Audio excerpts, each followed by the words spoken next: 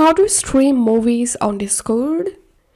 The voice channels in the Discord server allow users to start video chat. The best part is that video can be sourced from your screen and on-screen applications.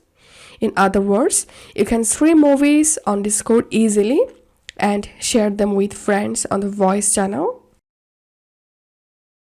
So first of all, open the server where you want to stream a movie and then join into a voice channel. And now click on share your screen.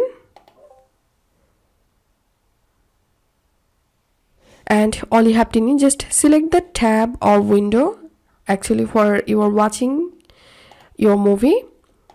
And then if you want to share the movie audio also, then you have to check this option. For example, I'm watching a movie on my YouTube, so I'm gonna selecting here the YouTube tab and checking this share audio tab also and clicking on share. So this is how we can stream movies on Discord. If you find this video helpful, make sure to subscribe. See you in the next video.